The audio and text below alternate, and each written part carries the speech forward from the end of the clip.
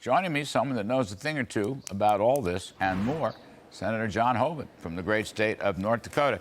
Senator Hoeven, I don't know what the press secretary is saying, or even what the president is saying. The deficit reduction last year was because the COVID emergency ran out.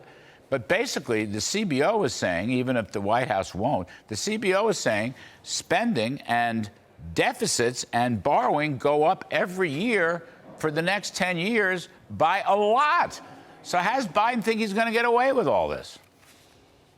Well, Larry, good to be with you, but that's exactly what you heard at the State of the Union. He's doubling down. More spending, higher taxes, and that's exactly what you see, and you're going to see it in the budget. And that's what we've said, is that we have to get away from that. We've got to reduce spending, and, you know, raising taxes is just going to hurt the economy further. And he's wrong when he talks about the Tax Cut and Jobs Act. We actually now are getting more revenue from a bigger economy, $4.4 trillion a year. Back in 2017, it was $3.3 trillion. That's $1 trillion more in revenue. It's not the revenue that's the problem, or that you know, more taxing is not the solution. It's spending. And you saw that with the American Recovery Plan the Democrats put through, $2 trillion. You saw that with the so-called Inflation Reduction Act, $750 billion. You're seeing that with what Biden's trying to do, or is doing, on student loans. He keeps increasing spending. That's the problem, and that's what we've got to put a stop to. I mean, you see, this CBO report yesterday, look, nobody lives and dies with the CBO, but they're pretty good on targeting spending. That report is the first time that we've really accounted for all these spending bills. That's the first report they put out, as you know, since May of 2022, last May. All right, that's a long time. It's almost a year. So now we account for all these spending bills, and oh my goodness, spending stays at 25% of GDP. Deficits go up by $20 trillion, and borrowing is now going to be about 120% of GDP. This is the first accounting for it. Now, does the president think we're all deaf and dumb?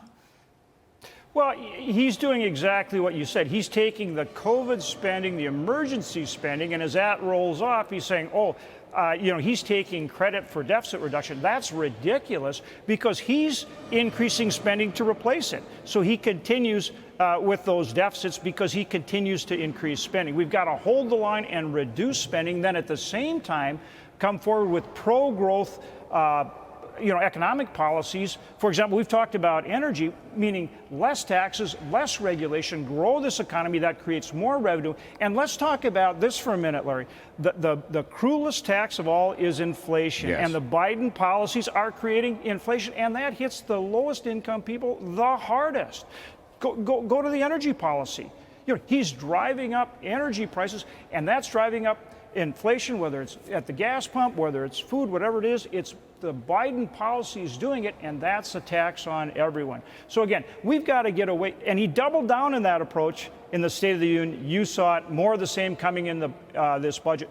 That's the wrong direction. We've got to grow the economy, empower people, reduce regulation, grow our domestic energy, you know, get rid of this inflation problem. Those are the things that are going to really help, hardworking Americans in terms of their pocketbook. I mean, president must think he can just pull the wool over everybody's eyes. But up is up, not down. So, Senator Hoeven, talking about taxing, how about this wonderful idea? There's a lot of steam now for a windfall profits tax on oil companies.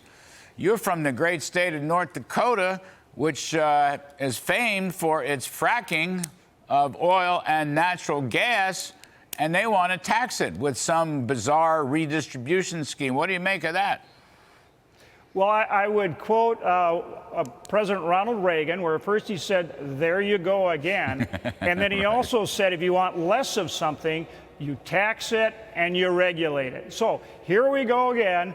The Biden energy plan is to increase the cost of energy because he is restricting the domestic supply.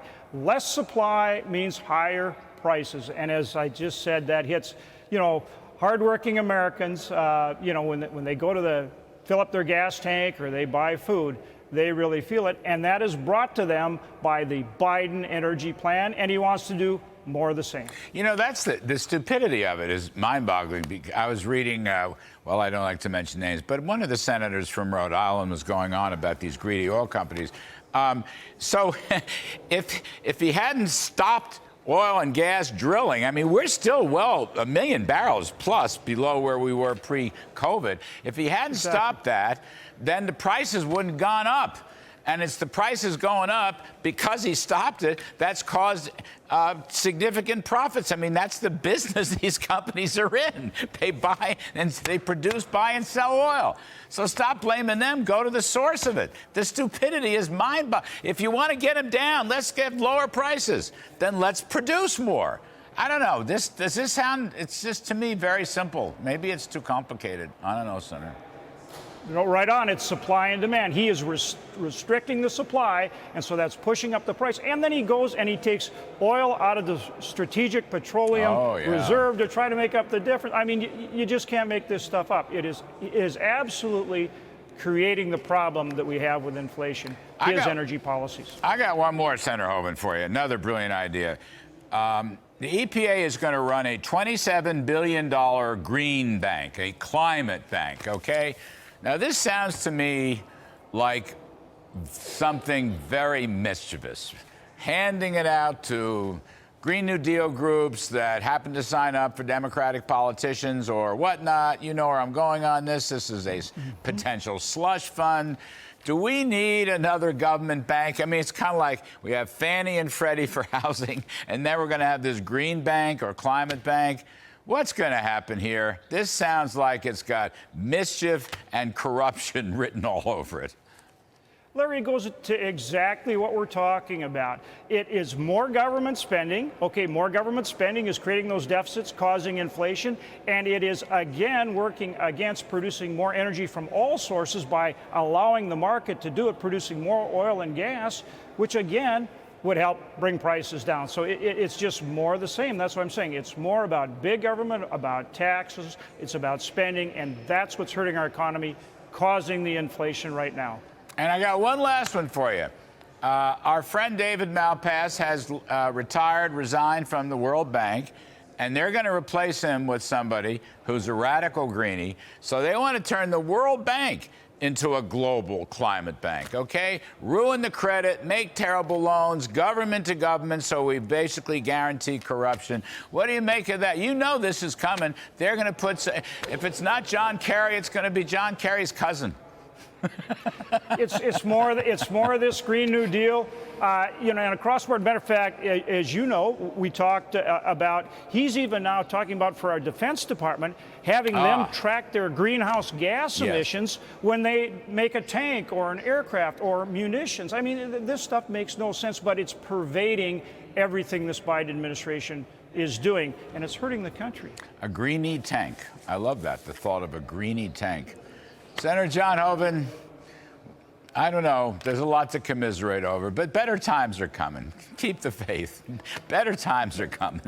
We got to get back to the fundamentals and make our country strong, empower our hardworking Americans. Yes, sir. Yes, sir. Right on. Anyway, thank you ever so much.